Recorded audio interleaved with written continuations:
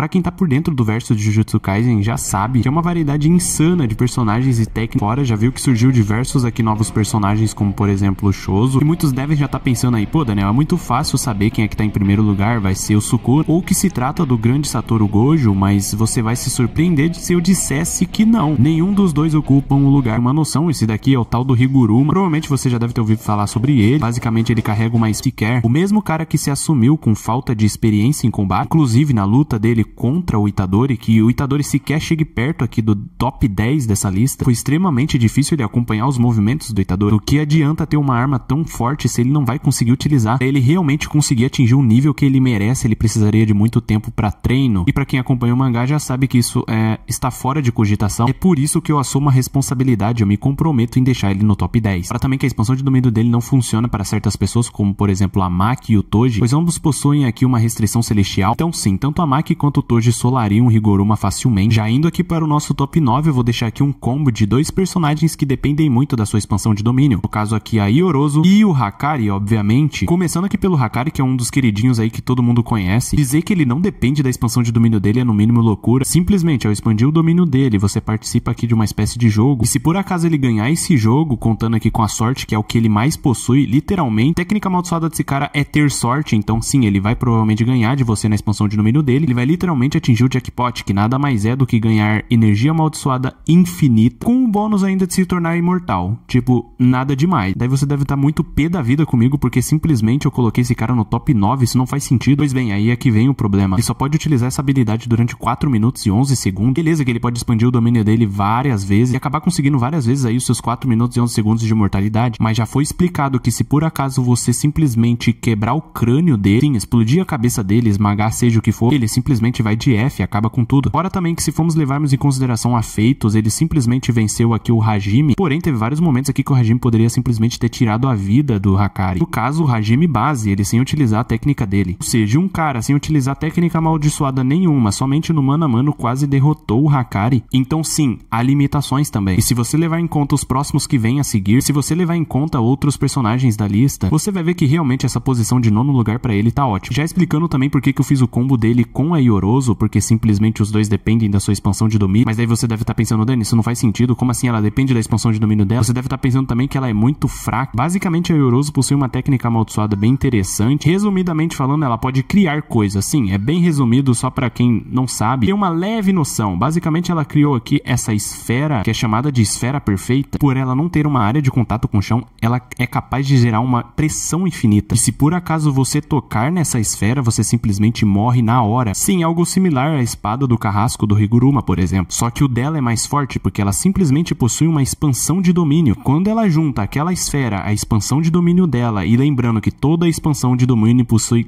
acerto garantido ao adversário que está dentro dela, logo você está dentro aqui da expansão de domínio dela, você é acertado na hora pela esfera. Inclusive o Sukuna, que estava lutando contra ela nesse momento, utilizou uma Horaga para se adaptar e simplesmente acabar com a esfera. Era o segundo meio dele vencer ela, porque simplesmente há um problema com a expansão de domínio dela. A expansão de domínio dela é bastante fraca, ou seja, uma disputa de expansões de domínio, qualquer outro personagem um pouco mais forte do que ela já venceria. Aquela velha história, a expansão mais forte prevalece. Então sim, ela só conseguiria dar esse Speed Blitz, entre aspas, se for um personagem que possui uma expansão de domínio mais fraca que a dela. Mesmo assim, essa habilidade torna ela uma das mais fortes de toda a obra, porém os próximos que vêm a seguir com certeza venceriam uma expansão de domínio contra ela, ou em casos especiais nem sequer fariam efeito. É daí que entra outro combo. Toji Zenin e Maki Zenin. Você deve estar pensando, pô, beleza, o Toji tá nessa posição, já era esperado, mas o que a Maki tá fazendo aqui? Você tá dizendo que ela chegou no nível dele? A resposta minha é que sim, o próprio mangá diz isso. Ela literalmente está no mesmo nível de Toji Zenin. A única coisa que difere os dois é simplesmente o Toji ter um pouco mais de experiência, é o que simplesmente explica ele também estar sempre preparado pra tudo. Então sim, eu me comprometo em deixar aqui o Toji como representante desse sétimo lugar. Só não queria deixar de lado o fato de que a Maki substituiria ele facilmente, se não fosse essa questão de experiência, como eu já disse. Só pelo simples fato de que na porradaria eles vencem a maioria dos personagens que estão nessa lista, juntando ao fato de que simplesmente expansões de domínios não afetam eles, isso já explica do porquê ele está na frente da Iorozu. Eles com certeza estão dentro do top 10 mais forte da obra, e no caso sendo o representante do nosso oitavo lugar, Toji Zenin. E o nosso sétimo lugar simplesmente fica para ele, Hajime, com a sua técnica ativada. Ele somente pode ativar essa sua técnica apenas uma vez, porque simplesmente após isso ele morre. Ela aumenta a capacidade capacidade eletrificante dele ao máximo. Simplesmente é capaz de jogar aqui rajadas de energia. Não depende de expansão de domínio, e acredito também que ele nem tenha uma. Com sua técnica ativada se torna um dos personagens mais rápidos e mais fortes. No caso, na trocação sincera, e na minha opinião, tanto o Toji quanto a Maki não aguentariam lutar contra ele. A única chance que eles teriam era acertar aqui a espada. Nada mais é do que a espada libertadora de almas, que ignora a resistência de tudo e corta diretamente a alma. A única coisa que impede deles vencer aqui simplesmente o Hajime por conta dessa espada, nada mais é do que sua velocidade e velocidade também dos ataques. Eu acredito que ele acabaria com o Toji antes deles conseguir atravessar a espada nele. Lembrando que os ataques dele são tão fortes que simplesmente são quase que indefensáveis. O próprio Sukuna teve que utilizar aqui o desmantelar para parar ele, porque se caso acertasse, o Sukuna com certeza teria graves problemas. Então sim, na minha visão, ele é superior ao Toji. Em sexto lugar eu deixo aqui Tsukumo Yuki, uma feiticeira de grau especial, onde a habilidade e a técnica amaldiçoada dela nada mais é do que controlar massa imaginária, nada mais é do que ela criar massa imaginária em partes do corpo dela, tornando essa parte mais pesada, ou seja, mais forte, o que torna ela extremamente eficaz de uma luta mano a mano. E já citando aqui um grande feito dela, nada mais é do que derrotar aqui uma maldição de grau especial do Kenjaku com apenas um chute, e essa foi a reação do Kenjaku. Mas o que torna ela tão forte, além desse fato, e simplesmente por ela ser uma das mais resistentes de toda a obra, literalmente o feito dela de criar um buraco negro. Sim, isso mesmo, um buraco negro que pode desintegrar qualquer matéria, luz, etc. O planeta inteiro viraria simplesmente pó. Muita gente deve estar falando aí, pô, mas você vai e coloca ela em sexto lugar, ela no mínimo é comparável a Satoru Gojo. Muitos já disse até que ela é mais forte, mas a verdade é que todos os próximos que estão vindo aí na lista são capazes de sim parar um buraco negro, ou de no caso não ser afetado por ele. E já explica o nosso quinto lugar, simplesmente Kenjaku no corpo do Geto. Ele simplesmente acabou com o Shoso, partiu simplesmente a Yuki ao meio. Ao cometer um erro aqui se distraindo, ele acaba sendo pego aqui pelo resto da Yuki, segura ele para não poder fugir enquanto ela abre simplesmente o buraco negro. E no fim de tudo, ele simplesmente suportou isso, simplesmente pelo fato dele ter a técnica amaldiçoada sistema antigravitacional da mãe do Itadori. Utilizando essa técnica amaldiçoada no corpo dele, o buraco negro não faria efeito nele. Lógico que isso demandou uma quantidade extrema de energia amaldiçoada. E por outro lado aqui, o buraco negro só foi contido por conta aqui da vontade dela e da barreira do Tengen. Então sim, tecnicamente falando, o Tengen ele consegue conter um buraco negro, por exemplo, utilizando as técnicas de barreiras dele, mas disso nada adianta porque simplesmente o Kenjaku já tinha derrotado todo mundo. Na minha opinião, um lugar bem justo pra ele é o quinto lugar. E já indo aqui pro quarto lugar, simplesmente Okotsu Yuta, só que não qualquer Okotsu Yuta, e simplesmente ele ativando a Rika. Não tem o que discutir, o mangá já disse que ele é o mais forte após o Satoru Gojo, e quando ele ativa aqui a Rika, ele pode usar as técnicas amaldiçoadas, manifestar a Rika por completo, tomar a energia amaldiçoada da Rika para ele, isso tudo durante 5 minutos. E sim, ele pode utilizar qualquer tipo de técnica amaldiçoada que ele tinha copiado, e o argumento de que a Yuki poderia vencer ele utilizando o buraco negro cai por terra, porque se por acaso ele copiou a técnica amaldiçoada de manipulação de gravidade aqui do Kenjaku, ele então suportaria o buraco negro e venceria a Yuki. Ele é de longe, além dos seus que mais possuem energia amaldiçoada no mangá, mas também um dos mais estrategistas, que contém uma variedade insana aqui de técnicas amaldiçoadas para utilizar. E meio que sim, isso aqui já responde aqui a pergunta de que se o Kenjaku perderia pro Yuta. A minha humilde opinião, com certeza. E já indo para o nosso terceiro lugar, Satoru Gojo. Não tenho o que falar, né? O cara tem que estar sempre aqui no top 3, no mínimo, em todas as listas aí que você for ver de Jujutsu Kaisen. Feiticeiro mais forte da era moderna, simplesmente derrotou diversos adversários extremamente poderosos com uma facilidade absurda. Para também o novo poder que a gente viu que ele desenvolveu através do vazio roxo. Nada mais é do que o vazio roxo, só que um bust absurdo, onde destrói, tipo assim, metade da cidade facilmente, destruindo assim uma Horaga e a outra sombra que o Sukuna tinha invocado. Falando em Sukuna, nós vamos aqui pro nosso segundo lugar, o Sukuna com corpo original. Muita gente deve estar maluca, como assim você tacou ele aqui à frente do Gojo? Ou outros malucos porque ele está em segundo lugar, sendo que era pra ele estar em primeiro e etc. Bom, vou fazer uma explicação breve aqui por que o Sukuna com o corpo original é mais forte do que o Satoru Gojo. Simplesmente é tratado o corpo dele como uma perfeição absoluta. Mesmo com as mãos unidas para fazer selos, ainda há outras duas vazias. Ele também pode entoar suas técnicas amaldiçoadas sem forçar seu coração e pulmões. Tem simplesmente uma boca na barriga que fica aqui entoando todos os feitiços Jujutsus enquanto ele tá simplesmente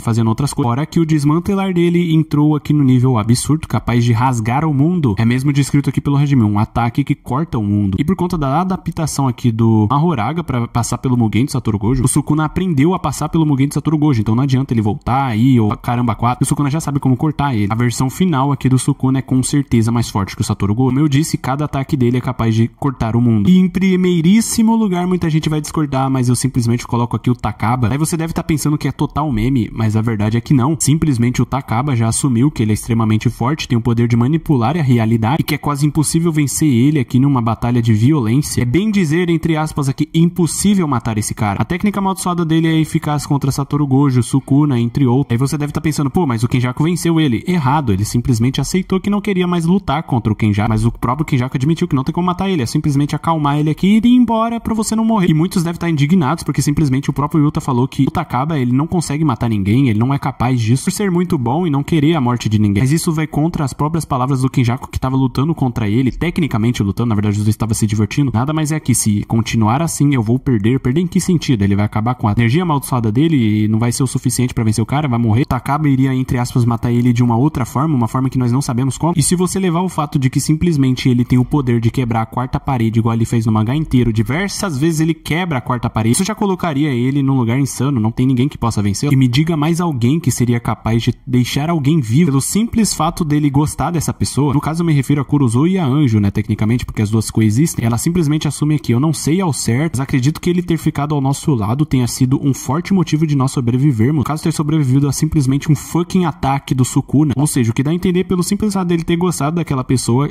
aquela pessoa basicamente fica mais resistente ou tem um motivo de não ter morrido. Juntando todos esses fatos, simplesmente na minha cabeça ele é com certeza o mais forte da obra de Jujutsu Kaisen. As pessoas não entendem isso porque simplesmente os ataques dele são feitos de uma forma completamente diferente. É tudo muito engraçado, ninguém consegue matar ele não se fere, ele se cura automaticamente. Parece até um Toon Force, mas basicamente aos poucos, durante essa história toda, a pessoa vai morrendo. Mas basicamente agora, encerrando aqui o vídeo, essa foi a minha lista, né, a minha opinião com base no que temos aqui no mangá. Obviamente você pode deixar sua opinião aí nos comentários que eu vou estar dando uma olhadinha. Além do mais, eu fico por aqui. Se vocês gostaram, deixa um like e se inscreve no canal que não é inscrito. Não esquece de deixar a opinião de vocês e até a próxima.